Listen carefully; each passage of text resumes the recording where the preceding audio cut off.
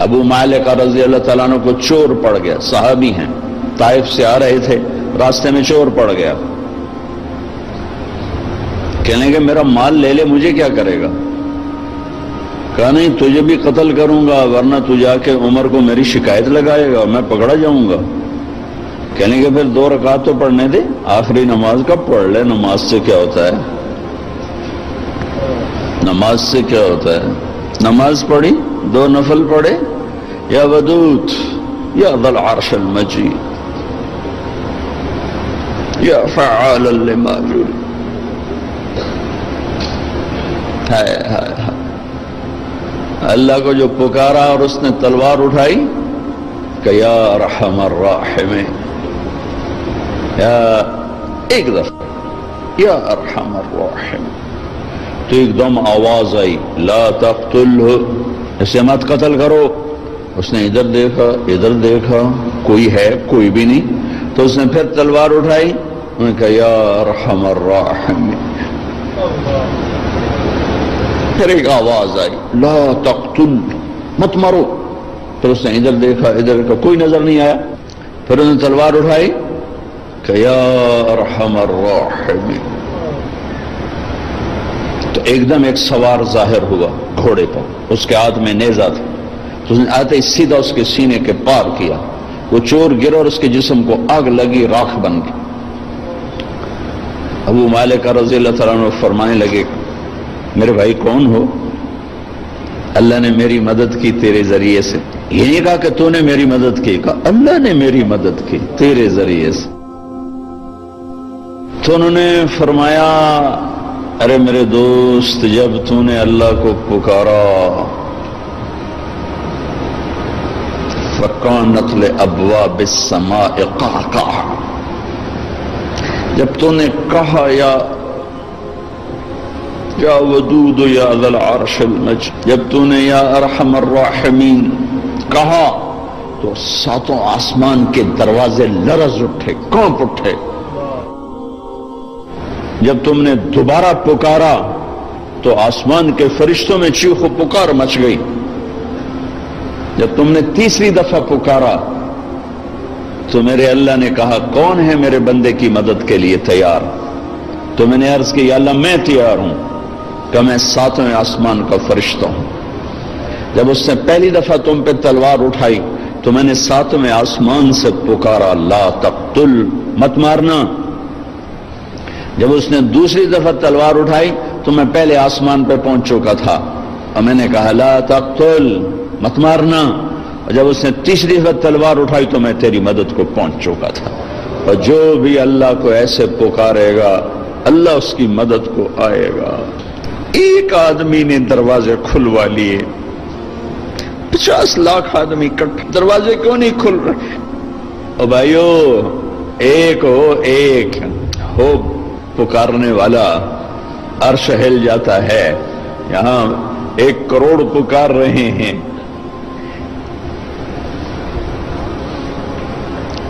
دل کے پھپھولے جل اٹھے سینے کے داغ سے، اس گھر کو آگ لگ گئی گھر کے چراغ سے۔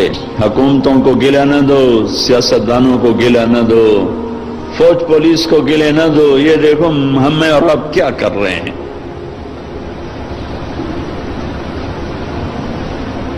90% پاکستانی نماز نہیں پڑھتے، پاکستانی جھوٹ بولتے ہیں، دھوکہ دیتے ہیں، فراڈ کرتے۔ پہلے ہم نے اپنی عزتوں کو نیلام کیا، پھر غیروں نے منڈیاں لگا لی۔ پہلے ہم نے مسلمان کی عزت کو داغدار کیا، پھر غیر خریدار بن گئے۔ غیروں کو گلہ نہ دو، تو ادھر ادھر کی نہ بات کر، یہ بتا کہ قافلہ کیوں لوٹا، مجھے راہزنوں سے گلہ نہیں، تیری راہبری کا سوال ہے۔ جب کبھی امت تھی تو راجہ داہر کے ڈاکوؤں نے ہمارا قافلہ لوٹا۔ ایک لڑکی نے کہا یا للحجاج، حجاج ظالم، کوئی ہماری تاریخ کا اچھا انسان نہیں۔ ہماری تاریخ کا کوئی قابل ذکر انسان نہیں۔ ظالم، یا للحجاج، اے حجاج تو کہاں ہے؟ بصرے کا، عراق کا گورنر تھا۔ چند لوگ جان بچا کے بھاگ نکلے تھے، وہ پہنچے تو انہوں نے حجاج سے کہا کہ ایک لڑکی نے یوں پکارا تھا، تو وہ کھڑا ہو گیا کہ لبیک یا اختی، لبیک یا اختی، لبیک یا اخت، میری بہن۔ حجاج حاضر ہے، حجاج حاضر ہے، حجاج حاضر ہے۔ آپس میں عزتیں محفوظ تھیں، غیروں نے عزت پہ ڈاکہ ڈالا تھا، تو ایک بدماش کھڑا ہو گیا، کوئی تاریخ کا اچھا انسان نہیں ہے، بدماش، بنو امیہ کا چھوڑا ہوا بدماش تھا۔ عبد الملک ابن مروان تو مر چکا تھا، ولید اسی نے اس کو مسلط کیا تھا، اور وہ ولید کا زمانہ تھا۔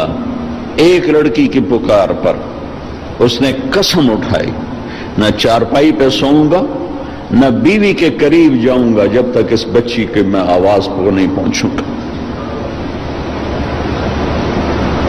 یہاں موبائل پہ قتل ہو رہے ہیں، کون قتل کر رہا ہے؟ حکومت کا کیا قصور ہے؟ حکومت کتنے سپاہی کھڑے کرے؟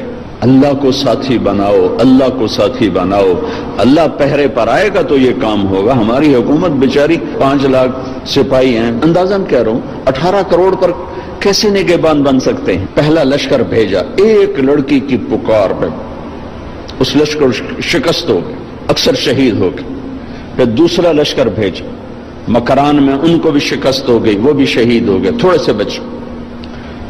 تیسرے لشکر کے لیے ولید بن عبد الملک کے نے اجازت نہ دی، کہا میں نہیں اجازت دیتا، اتنا تو نے میرا نقصان کر دیا، 2 لشکر تباہ کر دیے ایک بچی کے پیچھے۔ حجاج نے کہا کہ مجھے برائے مہربانی اس دفعہ آپ اجازت دے دیں، جتنا خرچہ میں خزانے سے لوں گا اس سے دگنا میں خزانے میں واپس کروں گا۔ تو پھر دوبارہ 4000 کا لشکر تیار کیا، اور محمد بن قاسم اپنے بھتیجے کو امیر بنایا، 17 سال کا نوجوان، اور اس کو روانہ کیا، اور اللہ نے اس کے ذریعے سے محمد بن قاسم میرے ضلع ملتان تک داخل ہوا، 92 ہجری میں ملتان میں داخل ہوا، اور مکران سے ملتان تک 1 لاکھ انسانوں نے کلمہ پڑھا، اس کے خلوص پر، اس کے اخلاق پر، اس کے ایمان پر۔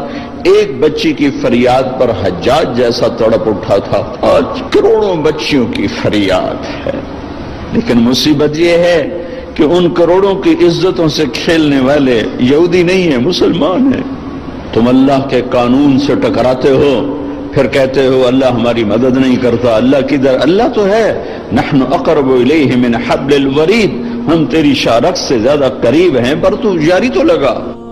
ممبر نے بھی آگ برسائی ہے، ممبر نے بھی نفرت کو پھیلایا۔ یہ جگہ تو محبتوں کے بانٹنے کی تھی، محبتوں کو تقسیم کرنے کی تھی، لیکن ہم محروم ہو گئے، محروم۔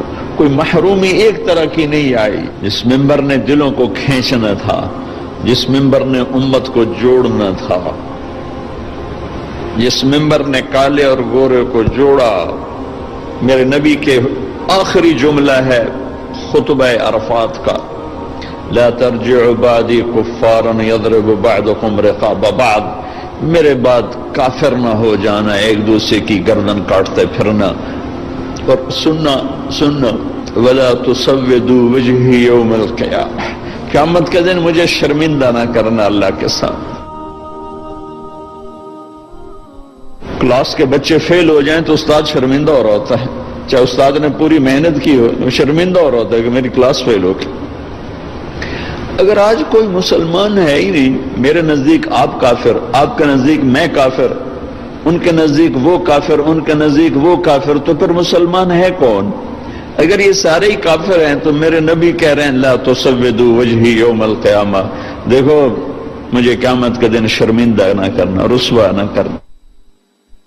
میں یہود کا گلہ کیا کروں کہ وہ ہمارے گلے کاٹ رہے ہیں، میں ان کا کیا کروں جو روز کراچی میں لاشیں گرا رہے ہیں؟ وہ یہودی ہیں جو پنجاب میں لاشیں گرا رہے ہیں، جو سرحد میں لاشیں گرا رہے ہیں، جو سندھ میں لاشیں گرا رہے ہیں، جو بیویوں کے منہ پہ تیزاب پھینک کے انہیں دردناک عذاب میں مبتلا کر رہے ہیں، یہ یہودی ہے؟ عیسائی ہے؟ جہیز نہ لانے پر بچی کو جلا رہے ہیں، یہ یہودی ہے؟ بیٹی پیدا ہونے پر اس کے منہ پہ تیزاب، پڑھو اخبار کی خبریں، میرے اپنے علاقے کا واقعہ ہے، خاتون آئی، چہرہ جلا ہوا، دیکھا نہیں جا رہا تھا، بیٹے کا بھی اس کا بھی۔ کیا ہوا؟ کہ جی میرے مرد میرے اتنے تیزاب سٹ چھڑے۔ مرد ہمارے یہاں خامد کو کہتے، یہ تیزاب ڈالنے والا یہودی تھا۔ پہلے ہماری نسل کو مسلمان نے کاٹا، پھر غیروں نے کاٹا۔ پہلے مسلمان نے مسلمان کو لوٹا، پھر غیروں نے لوٹا۔ پہلے مسلمان نے مسلمان کے گھر جلائے، پھر غیروں نے جلائے۔ پہلے مسلمان نے مسلمان کی عزتوں کو اور پگڑیوں کو اچھالا، پھر غیروں نے اچھالا۔ پہلے مسلمان نے مسلمان کے مال پہ ڈاکے ڈالے، پھر غیروں نے ڈاکے ڈالے۔ پہلے مسلمان نے مسلمانوں کے بچے ذبح کیے، معصوم بچے اٹھا کے ذبح کر کے گلی میں پھینک جاتے ہیں، بوریوں میں بند کر کے پھینک جاتے ہیں۔ یہ اسرائیل کے یہودی ہیں؟ کون ہیں؟ کہاں سے آئے ہیں؟ حرم شریف کے اندر جیبیں کاٹتے ہیں، عیسائی ہیں، سکھ ہیں، سارے شہروں میں عزتیں نیلام ہیں۔ یہ اڈے کون چلا رہا ہے؟ یہ شراب کے اڈے، یہ زنا کے اڈے کون چلا رہا ہے؟ یا ایھا الذین آمنوا انما الخمر والمیسر والازلام والانصاب رجس من عمل الشیطان فاجتنبوه لعلکم تفلحون انما يريد الشیطان ان یوقع بینکم العداوة والبغضاء في الخمر والمیسر ویصدکم عن ذکر اللہ وعن الصلاة فهل انتم منتهون۔ میرا رب تو یوں کہہ رہا ہے کہ اے ایمان والو، شراب اور جوا یہ شیطانی عمل ہے، اس کو چھوڑ دو، اس سے دور چلے جاؤ، کہ جہاں شراب اور جوا ہوگا وہاں عداوت بھی آئے گی، بغض بھی آئے گا، قتل و غارت بھی ہوگا۔ میرے بھائیو،